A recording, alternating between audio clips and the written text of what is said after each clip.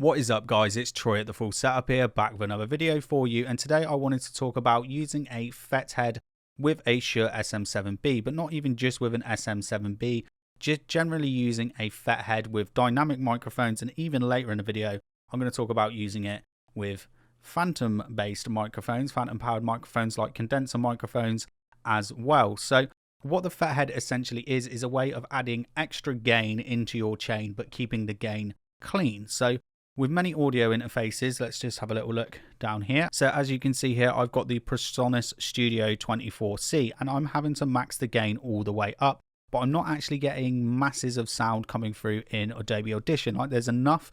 There was actually more than I thought there was going to be, because reviews that I watched of this said that it only had 45 dB of available gain to you. Now, one of the things is, well, even with, you know, audio interfaces, let's just say the cheaper ones, sort of like £150 and under, there are some that come with very good preamps, like the Audient Evo 4, the Focusrite Scarlett to an extent, and also as well, you know, like the Native Instruments Complete. There's a whole bunch, isn't there? And spending a little bit more money, maybe something like the SSL2.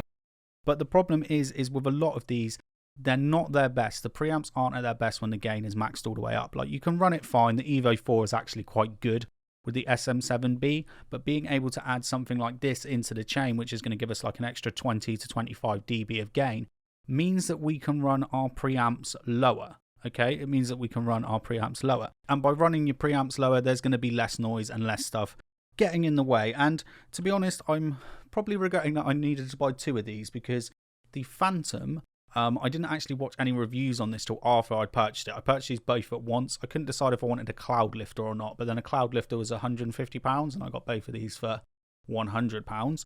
And I couldn't really hear much of a difference with just the standard Fethead, which we'll plug in a second, because I know I'm off on a random tangent now.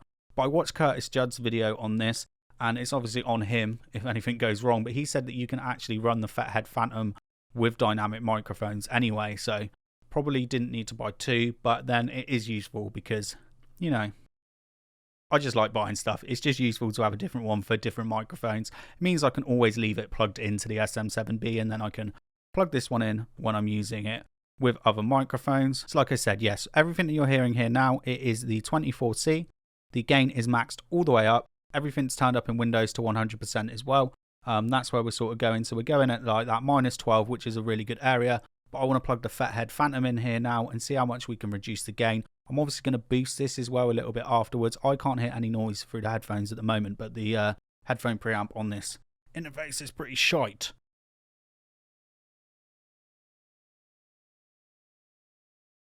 So that is with the gain at about halfway, but that's definitely not enough. And you do need to turn on, I think that's about where I normally like it.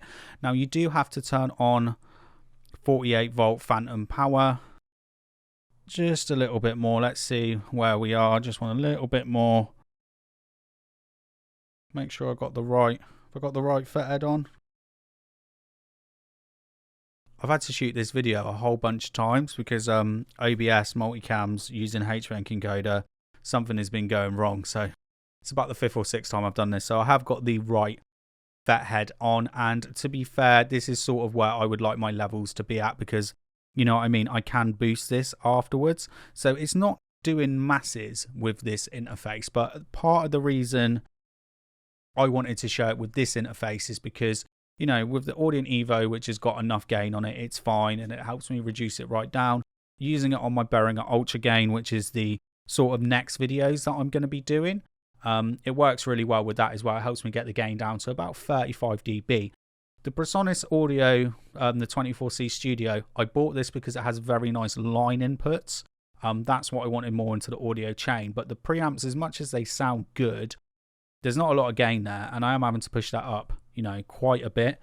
I'll just dial it down a little bit, so it's almost like I haven't really saved that much there. But that's just a test now of the Sm7b with the Fethead Phantom. I do think these are they're worth the money. For what they are, it's not a lot of money.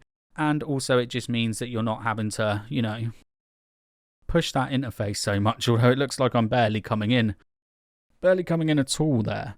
And I have also tested this if you don't need to plug it directly into the microphone, because you can see I've got quite a lot of crap going on here. There's a lot of stuff in my face.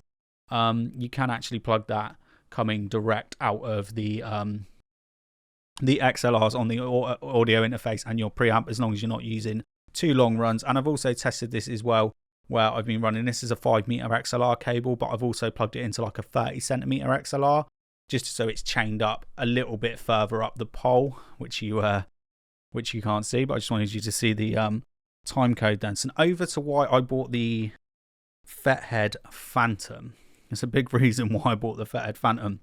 My Octava microphone and my Samson CO2 overhead pencil condensers. If you'd like me to make a separate video, probably I think you're going to want to hear about, you know, this one a little bit more, of how much does this affect the sound, because the Samson CO2 is a noisy microphone, and plugging this into it massively reduces it. So I'm pretty much, I don't know where I was on the dials there. I think I'm just before halfway. I'm about 11 o'clock with this little puppy plugged into the end of it there, which massively reduces the noise. Now, the noise is very easy to remove from the Samson CO2 in post afterwards, but then it's just a job that I don't have to do anymore for £50, which is great.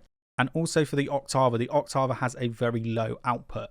So it's helped me do that. I found with the Octava, just having it sort of there, that 5 or 6 inches away from me, it'd normally be just out of frame.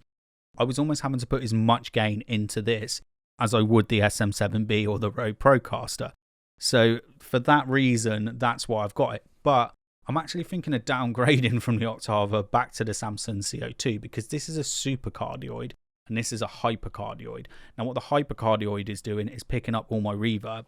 So I'm, you know, sat like that, sat the other way around, and it's picking it off the walls and hitting it in the back. And I know that because I just held a towel behind this the other day. I was talking like that with a towel, and it massively sorted it out. So I may well be going back to supercardioid instead of hypercardioid, but we can find out after I've done some more, you know, room acoustics and stuff. Feels weird because I can't even really hear myself at the moment coming through these and how it sounds. But with all of this stuff, audio is subjective, so I always just like to just record what I like to say with my horrible sounding voice, put it out there and let you decide. And if you've got any opinions on it, let me know. But both of these, I paid £100 for them, next day delivery.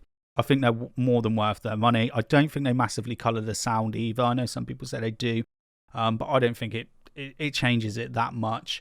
And it's definitely something that I would recommend. And it was funny enough because I actually put some photos of these on Instagram, and a couple of my friends that just make a bit of music at home and did some podcasters said to me instantly, how is this going? Because I'm absolutely smashing the gain on my audio interfaces. One of them was smashing a gain because he uses an SM7B for recording, and a few of my other friends use them like for live streaming or Rode Procasters, dynamic microphones, high gain microphones. And they've all gone out and bought them now, and they've all said it's great because they don't need to spank their preamps so much. So anyway, waffling at the end of the video, I'm just a little bit more concerned about actually being able to finish this because it was crashing all bloody day. But it looks like now I've solved my encoder overload problem. So now we're back to the learning how to talk into a microphone properly and sorting my voice out problem and sorting acoustic treatment out problem. So I'll see you in another video real soon.